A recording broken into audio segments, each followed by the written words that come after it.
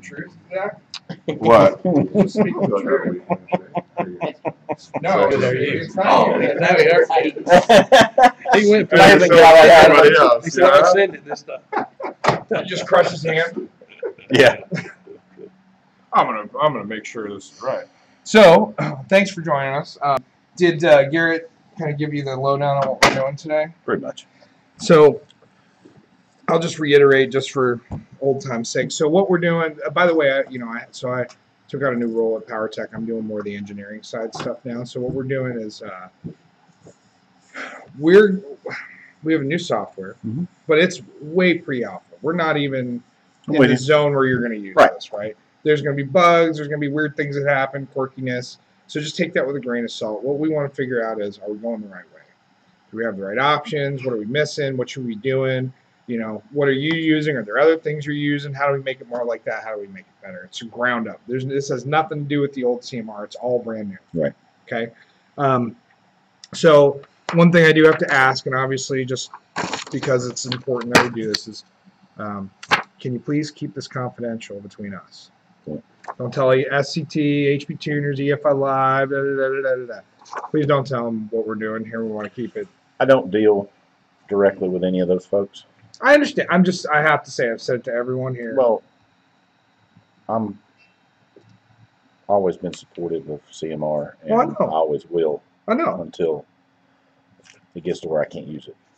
Can you use it? I can use it. I can use it. Okay. I mean, that's just me. I've always been that way. And I know that you've been sponsored for ever. You've been a huge supporter of us forever. Exactly. I have to do my due diligence while we're talking to say, hey, just don't say anything. I'm not saying you would. I just the number one here. Let's say a little thing about confidentiality. So obviously CMR is your go-to tuning software, correct? Okay. So I think you're going to be pleasantly surprised about the things that we're doing here. I think you're going to be really happy. We're doing a lot of enhancement that I think will take it away from what you've come to expect, and it'll be way better. So let's get started then. So if you can do me a favor. I know you're a Ford guy, but we're going to do Dodge because I know I'm kind of it's the least quirkiest in our software right now. Go ahead and open a Chrysler trans file and PCM file together.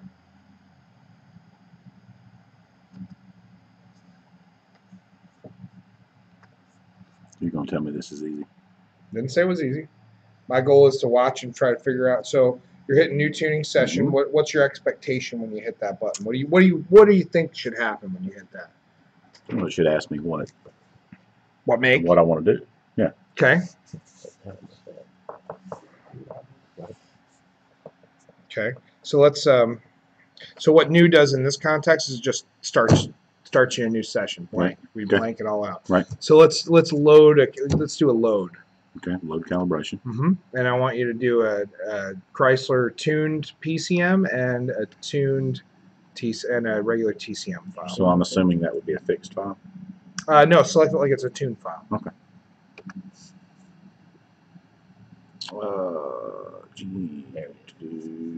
So we want to do one that's been modified. So maybe that charger. Yeah. Scat pack. And then let's add a TCM file as well. Okay, so I'm going to select tune again. There's another place that you might do. How would you think that you should be able to select those two files? What would be the right way to do it? Well, I would think that you should be able, or you should be asked if you want to. Okay. Open two files. Right here, it should pop up and say TCM file as well. Okay.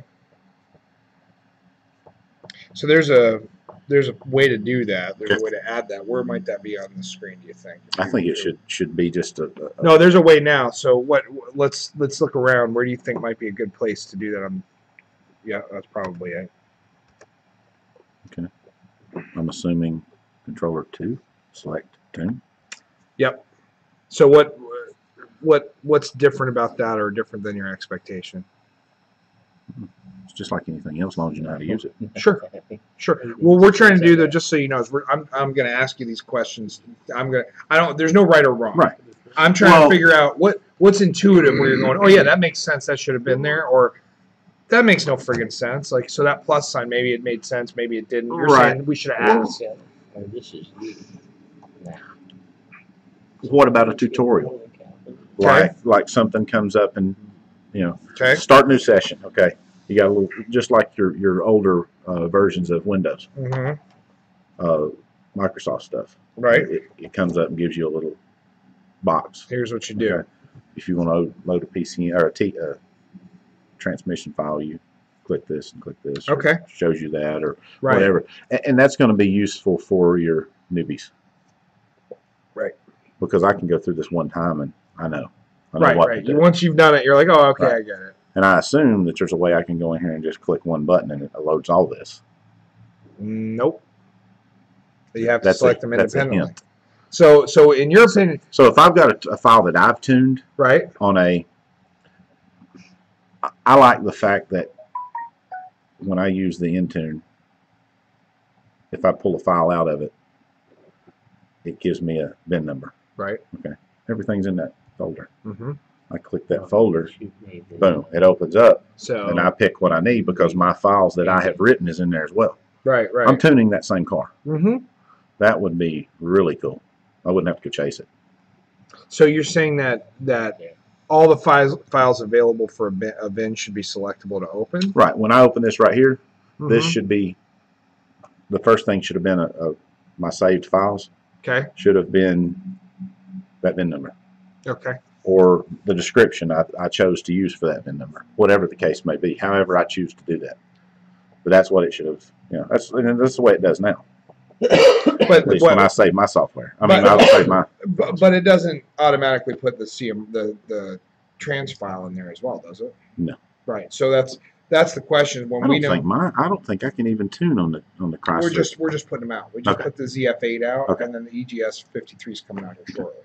So, but I guess what I'm saying is, what you're looking for is it just opens them up. Right. You don't have to select all the different files. Right. Okay. I mean, especially if it's under the same VIN number. If you're starting from scratch, what I normally do is I'll pull the backup out and open it. Mm-hmm. That way I don't have to go looking for it. But in the trans file case, you'd have to open both backups. You'd have to open a PCM and a TCM backup. Now. Right now, but it should just be one, is what Yeah. you're saying? Okay. Yeah. Well, that way you've got your choice. It's in the file, in the folder.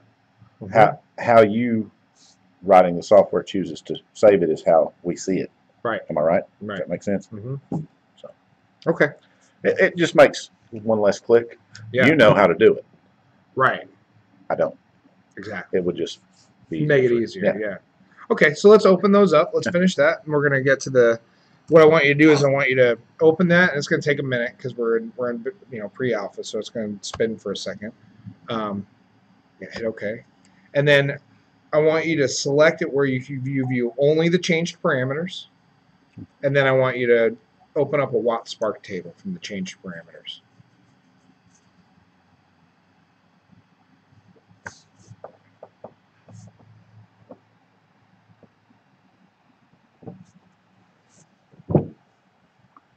So we want to look at only changed parameters. Nope. Sounds like a song. Show all changed parameters. Spark.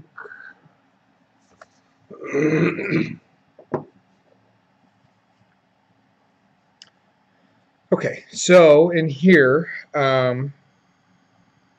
let's increase this entire table by 3 of the smallest increments available.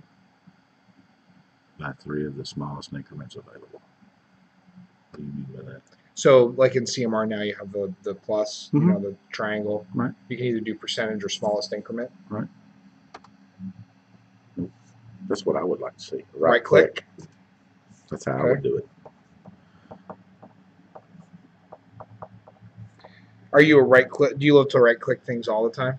Always do. You see Okay. what I did first? Yep. No, absolutely. That's what we're trying to figure out. So that's actually, so we don't have that in the toolbars right here. We have it in a shortcut and in a hotkey right now. Mm-hmm.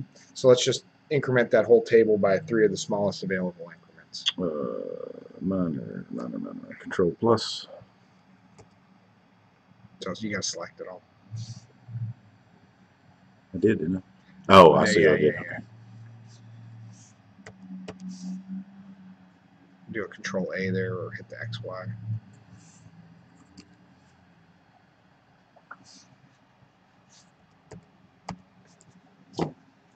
Okay. Yeah. So that's changed. So now let's look at that as a 3D map. That doesn't. Unfortunately, that button doesn't work. There's another way to do it. No, it's there. It's here. That one's on the screen somewhere.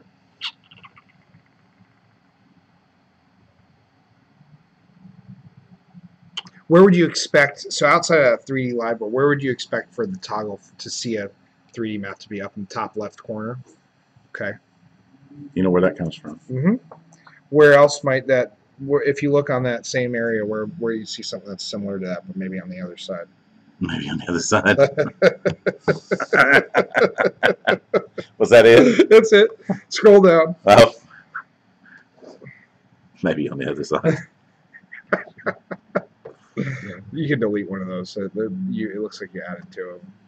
Just hit delete. There you go. All right, so let's manipulate this 3D table here. All right, let me see something. All right, I'm going to get ahead of you maybe, or get ahead of myself. I just want to work on this. Okay. Can I do that? What, by itself in a 3D table? Mm-hmm. So let me make sure I understand the feature you're looking for. You want to be able to define your own area of the 3D table that's all the 3D table looks at. It doesn't have all the rest of it.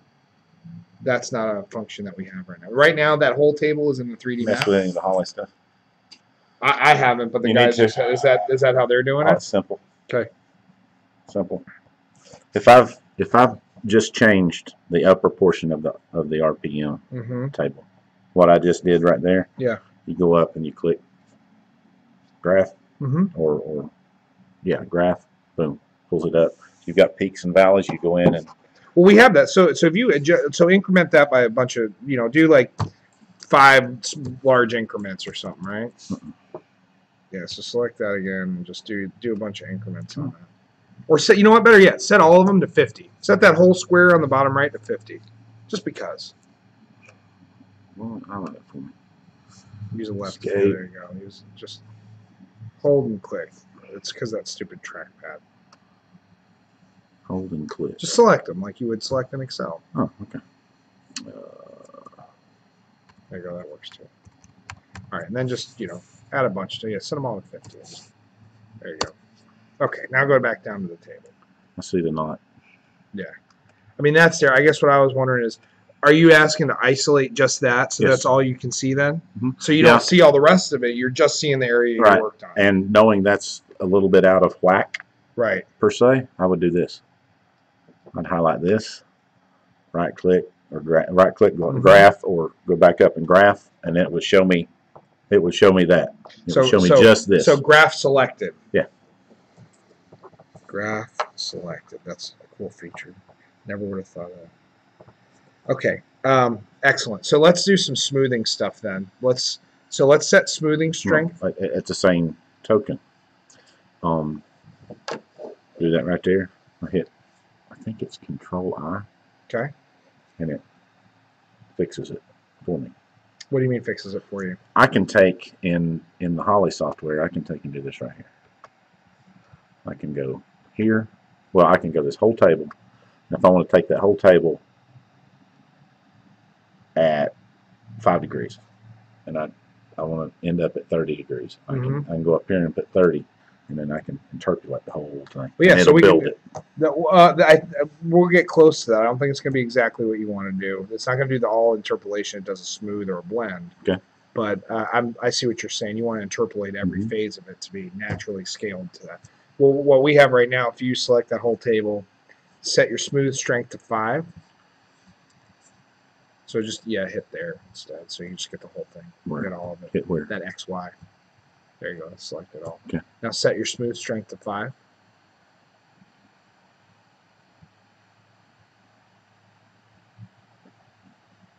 Okay. Then hit the smooth button. So that's not exactly what you're talking about, but we're getting to that spot. You could probably smooth it again. Yeah, and if you put it all the way at 10, you're going to smooth it. You're going to do the harder the stronger it is, the more that brings your map back in. Right, you're cleaning that up and kind of getting rid of those peaks and valleys. But that's a neat feature, that isolate only. You say, hey, I selected this. That's all I want to see in 3D. I don't want to see the whole thing. I only want to see this area. That's a neat feature. Open loop fuel scholars. That's not what I want. Do I have volumetric efficiency? Which Ford would be? Tables. You didn't know. So real quick before, so what were you looking for in there specifically? In we're just some of that stuff is all template driven. Yeah, the same thing in the fuel map. No, what I'm saying was that's what I was looking for. Oh, because the timing map's basically the same as Ford. I do mostly Ford. Right. No, I know that. And I can do the same thing with the Holly software. Same deal.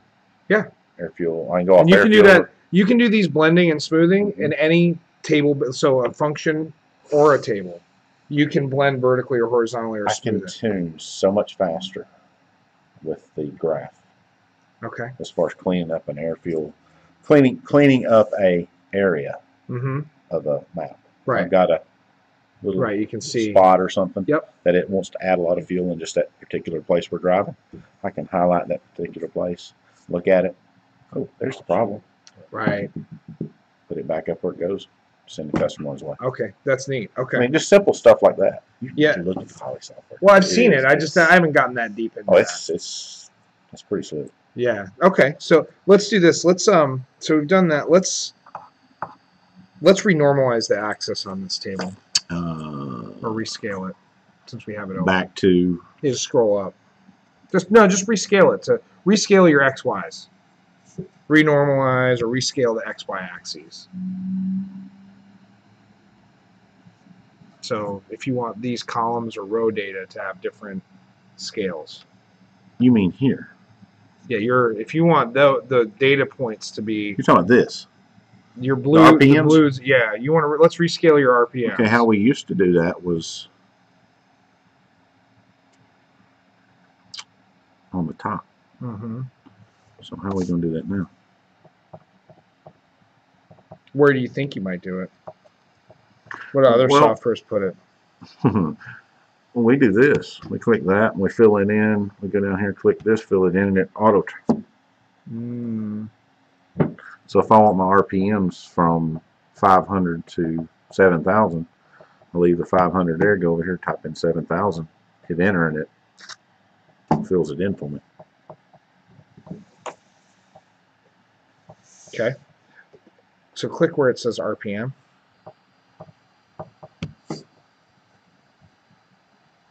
Okay. Just want to change it to. I'm assuming you do that. And then what? So what you can do is set your top and bottom rate. So like you were just saying, so you got 7,000, pick another area in there that you want to change. I wouldn't necessarily want to change another area. So, but if you wanted, in other words, if you wanted to interpolate all of these, you could use the blend functions to do that. To just say, fill in the difference instead of having a big gap. You can smooth them out so it's more. So I would have to. Right, something like that, where you'd tuning. You'd hit blend vertical, which is grayed out right now. That's a bug, but you'd be able to just put them all, match them up so they fit. So we could auto blend it by what I'm talking about. You go up to 7,000 and hit enter, and it blends it for you. Right, so that would be an auto blend. I mean, there's no reason on earth why you would just do one column. Well, that's what I'm saying. Because you have such a large area to. Right. Yeah, because you're going from 6 to 7. So. Yeah, 1,000 RPMs. Okay, so let's create a new tuning board. You know what? There might. No, never mind. That's. No, because once you get past a certain point in RPM, it stays on that particular. If you're only tuned to 6,000, it would keep what's at 6,000 on out to infinity. Right. Okay. Let's close that. Let's close that out and create a new tuning board. New tuning board. Why would I want to create a new tuning board? So think about it. If CMR had multiple windows. Now CMR, you can put all your windows in. Imagine you could do that in one set, and you could have a whole nother set. Okay. But So that's a new tuning board. right. Tell me why I want to do that. Well, because I'm gonna add. I'm just cleaning things up. I'm just. I want to watch what happens when you go to add the tuning board and where you think it'll be and how it's going to work. Add tuning board. Okay. Tuning board 2. Okay. Now drag all of the modified scalars into that. Tuning board 2. Yeah. Add all of the modified scalars. Add them into tuning board 2. Put all of them there. On tuning board 2, which is blank. Got no idea. So click tuning board 2, and then locate where all your modified scalars are. Change parameters. No. Well, modified scalars. So in your param tree, what do you see there? What would you be if I said, "Hey, open up all your scalars"? What would you be looking for? You know, if all your DTCs, for example, let's say you wanted to look at them.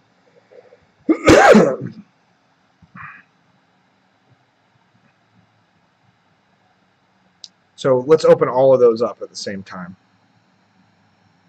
I just did. I double clicked it. So that opens them up there, but let's say we want to have them in our board where we can. What's what I would do? I would double click. You double click each and of it them. opens them up. So it's changed a little bit from CMR in that facet. You can still do that, but there's a different way to get there. Okay, how do you do that? So like double click that, for example. Oh, okay. So you only get the one. Right. See? But what you're looking for is the view we have now, where you open scalars, you get every scalar. So go all the way back up to the top. All the way back up here. Okay. You see where it says all scalars? So you want to double click those and have it all open. Yeah, I would want to do that. Double click it and it would open up. So right now you can drag that over though. Okay, so you can, all right, I can go here and probably right click and remove that. Then I can go here and go boom. Yeah, there you go. Just another way to. Yeah. Yeah. But I mean, so what I'm looking for as I'm watching you is what was obvious to you and what wasn't. I follow so what you're saying. it helps me figure out, okay, how do we right. How do we so how do I remove all of these? You likely for this you'd probably just want to delete your whole tuning board. Okay, I can do that by just right click up there and close that. All right. Add tuning board. Boom. DDC. Like that. So, how do you prefer to modify your scalars? Ones and zeros, tabs, enable, disable, on, off? It don't matter. Doesn't matter. Okay. Zeros off, one's on, and then the nice part about it is I can go right here on what I've got now, and I've got my notes at the bottom that tells me what. And we have some of those down here. Right. Yeah. And I assumed you did because that's very helpful. Yeah. And if there's something that takes more than a 1 or a 0, then it tells me that. Right. Okay. So now we're gonna create a new session. Actually, we're gonna restart the software. So close this out, and then just double click that middle one there. And then I want you to add a new gauge panel.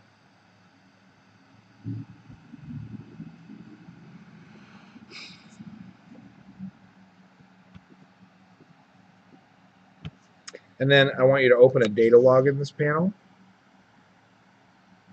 You're going to go up one folder because the data logs folder is in the focus group V1. So go up one. Yeah, there you go. Go to the logs folder. Yeah,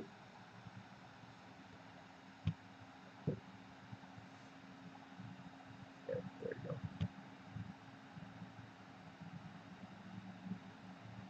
Okay, so let's zoom in on this. You can pinch and zoom to zoom in and out.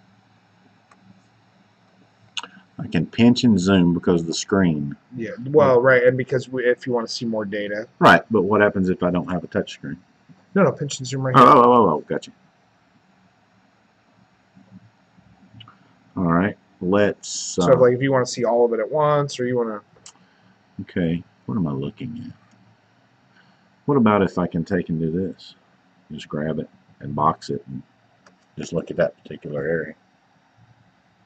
What do you mean? We can do that. So there's a view. Well, explain to me more what you're talking about here. All right. Software I'm used to using. Yep. I can take, and if I just want to see the first 7 seconds of it, I can start at the beginning of it, right click and drag it over, stop, and it just brings me that up. If I just want to see one part of it, okay, I can highlight that one part and it shows it. Then I can come over here and I can click and rescale it if I want to. Excellent. That's a cool feature idea. Okay, so let's dock this screen. Let's dock this somewhere on our gauge panel. Dock it. Remove it. Blah, blah, blah. You should be able to dock it on your gauge panel. So click it and hold it, and then you should see some docking options come up. Okay. They won't stay.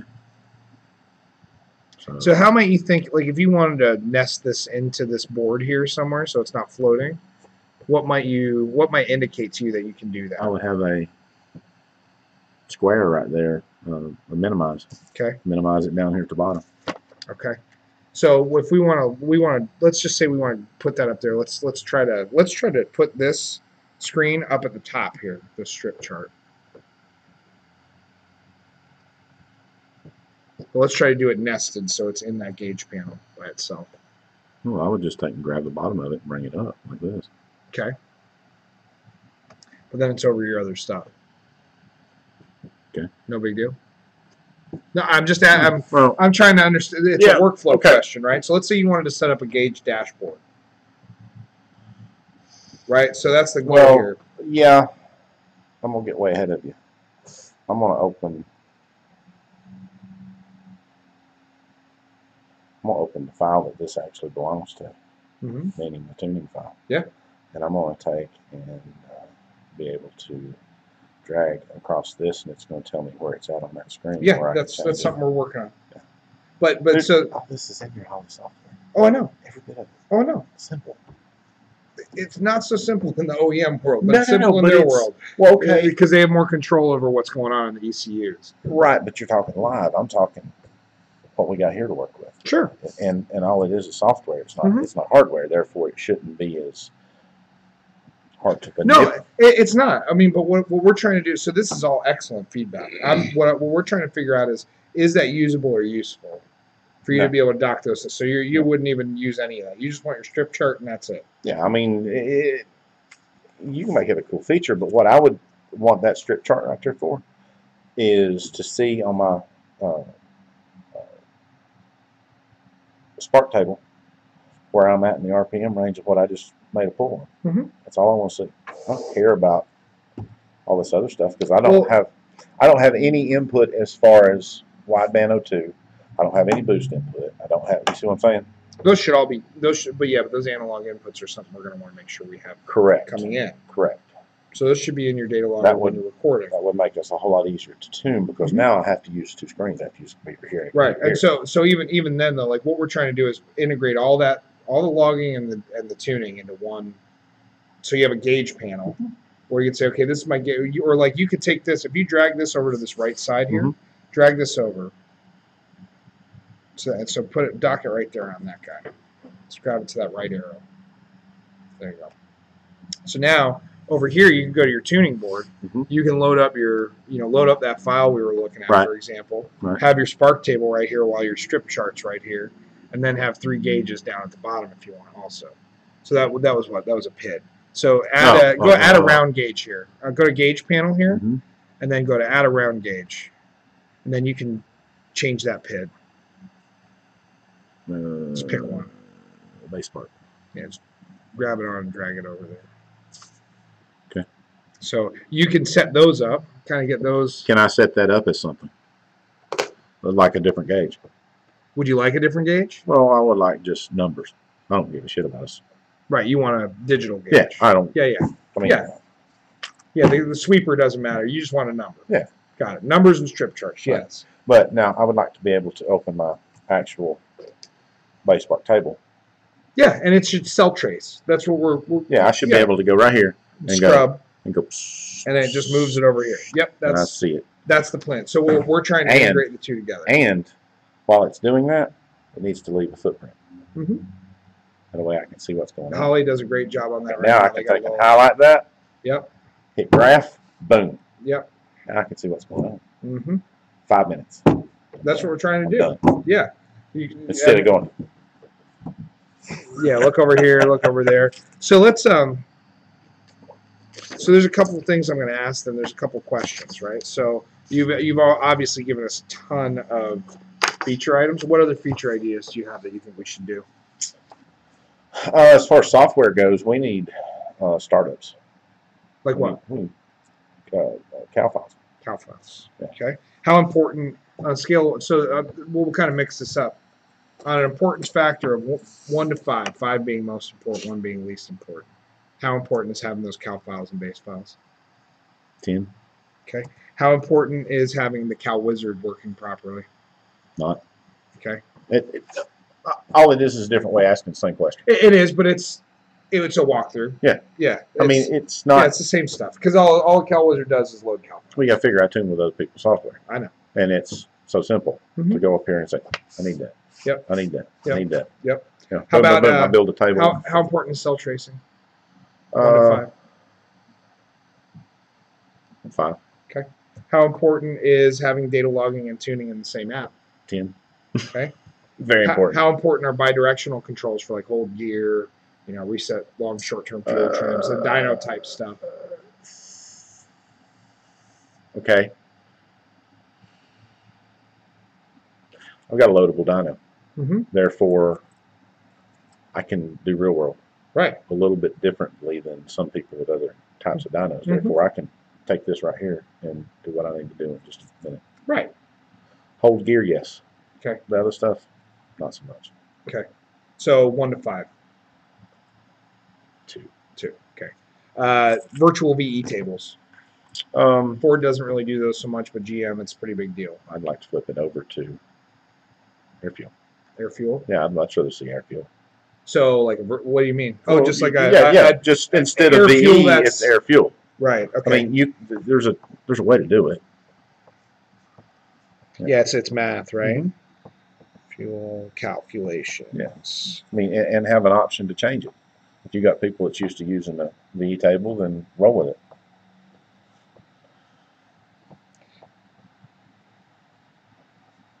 Okay. How important is it to have a simplified list of PIDs and an extended list that you can switch between?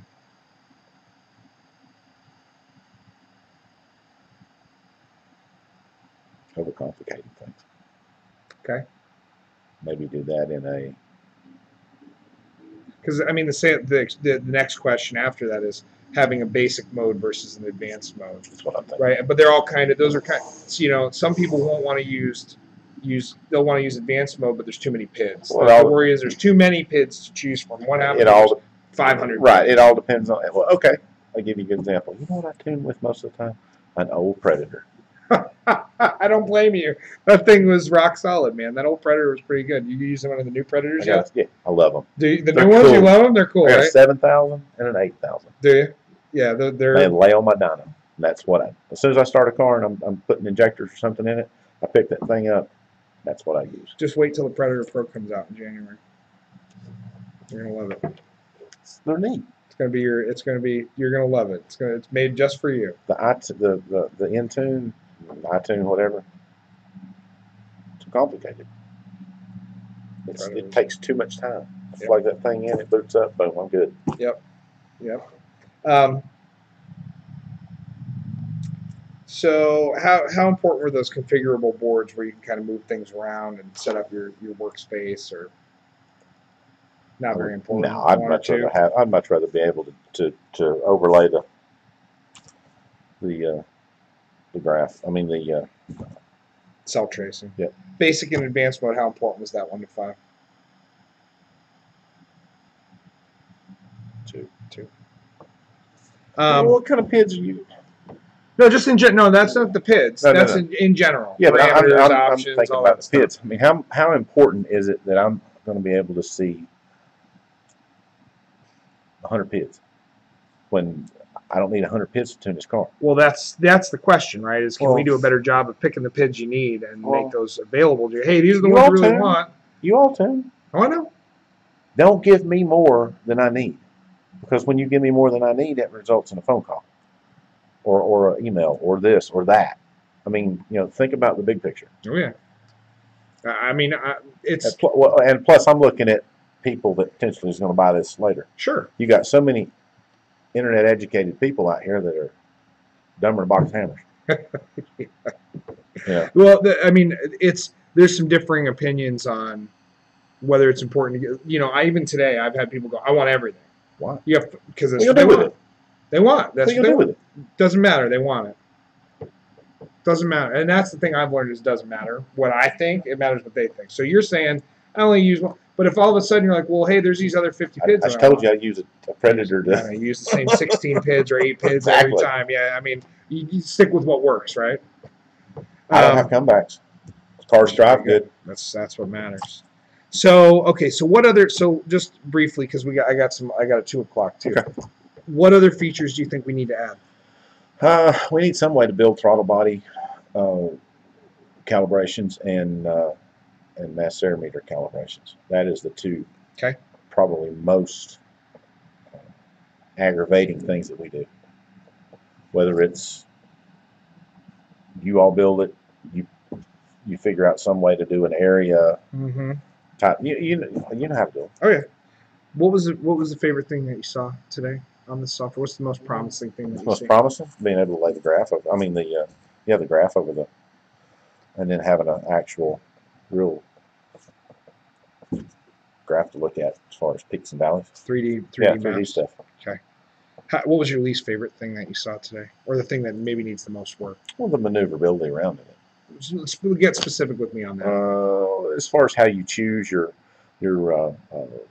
files to tune and everything. Okay. Okay. Let me ask you this: is there going to be a potential being able to plug this into, say, a new Predator?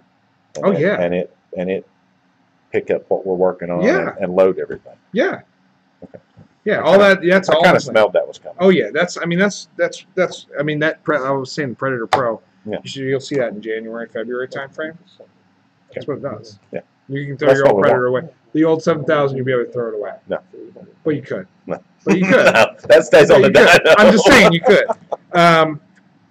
What does no one else do that we should consider? What does no one else do that we should consider?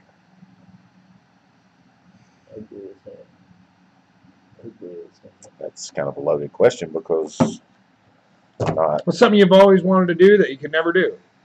Live tuning. That's an answer. Live tuning. Live tuning. That's the answer to that question. Okay. And how do you live tune? You want to be innovative. There's a way, I'm sure, somehow, some way. It may not be easy. I don't know. Now, off the record. Yeah. How do I, that proverbial pain in the butt Celine that comes in, that's got a Celine flash in it, how do I read it and tune it? The new Predator Pro, I think, should be able to do that, if I'm not mistaken. I'll double check on that. I have to take them to Ford and have them flash. Yeah, right now it's a pain in the butt because the cals aren't supported in the database, right? As you know, so the strategies we can't read. We can't read. They're obvious, but our tools don't read. How does HP do it? Because they've added support for them, and they don't have a giant. They don't have a giant database of stuff like we do that has to get built. They just have their device and their software does all the work to say, oh yeah, that's in there. Where our stuff as well, we had to have the factory file, the original file, the restore file. We got to have a difference file. We got to have all these things. They don't have those problems. They just go, we read it out. There you go. Yeah. So it's been on this for years, but I'm with you. I'm with you. What was that thing called that Wesley was working? Revolution. Revolution. Yeah. No, Freedom. Was it Freedom? The Freedom Predator. Yeah. The black one. Yeah. He's going to be able to do keys and all kinds of stuff. Joker's smart. He could do it, but you got to figure. I used AutoLogic. I still have it. I know, that's crazy. I don't even know what he's doing. He bought he sold it and he bought like a Ferrari or something, Yeah, Lamborghini, something. and just going crazy. Boathouse. What about completely lost my train of thought. Something else I was going to ask you about. What about analog as far as in the Predators and stuff? Is it going to be able to have some sort of an analog? P2? Yeah. Not yet, no. It would require a board spin.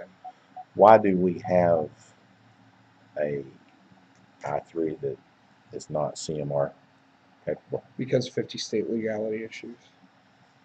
Because there's some of our distributors that won't sell anything that's no longer approved by the state of California now. Then why don't we have a code that we can just put in it or something? Because that would violate the law for the state of California. And it's the rule of law, man. We made all the other ones. We have a whole set that just like normal. I've used one. Yeah. And I didn't even pay any attention because I already had a file. Just be right. And then it wasn't the 50 state. It was a tunable. It It didn't work? No. Does it have the same tunes in it? Yeah. Okay. Well, the carb one is missing some stuff, some applications and some tunes because they. So I'm better off carb. Considering I'm not even an emissions area. I wouldn't buy any of those 50 state tuners ever at all for any reason. If you want to stick to i3 Platinum, T2 Platinum. The term Platinum, that means they're the ones that are custom tunable. Okay. They're the premium ones. Mm. Don't get any rate. If they don't say Platinum on them, you don't want them. Okay. Good deal. I've still got some i2s. Sell them. Well, the i3 is the same thing. No. It's just identical. a cooler looking. It's just a better case. That's all. The GUI's updated. I played with the software a little bit. They're literally the same thing. It's the same board and everything. It's just different case. We added some emission. The reason we did it really was because the emission stuff. Right. We needed to make a split. As far as multiple vehicles, still applicable. Okay. Oh yeah. Okay. Yeah. Did you see the T2 over at the Hollywood? The thing's pretty good, man. I played with it. It's based on i2 stuff, i3 stuff. It's cool, man. It's a really cool device. It fixes a lot of issues the T1 had. Right. So anyway, it's it'd be nice if we could keep the cost down a little bit more because people turn their nose up and you got to pay a bunch of money for it. Yeah, if the diesel guys and some of the truck guys, they like the monitors. Yeah. Car guys, I'm not so sure that they're into spending all that money on a monitor. So. Well, they do it with their laptops or iPhones. Right, that's it. And then they use it once. They use a track. They put it away. They don't have it up there all the time. What was the little? I didn't even look. I just walked by the booth. But what was the little OBD2 push-ons? Well, there's port covers, I think. It's some kind of little finger going there for. Oh, like a race pack thing? What was it? No. It's like plugs into the OBD2 port. One was the Sprint Marathon. They disabled DoD. That's all they do. They spam a CAN message and disable DoD on a GF card. That's it. Cylinder drop VS. That's it. Well, guys, we got 2. I appreciate it, Tim. Help you any? Big time. You've come up with more new features than anybody else I've talked to today. That whole thing about I know it's all Holly stuff, but I know you've been using it forever, man. Yeah. Oh, by the way, this is for you. Here, have some sugar. The whole box? Well.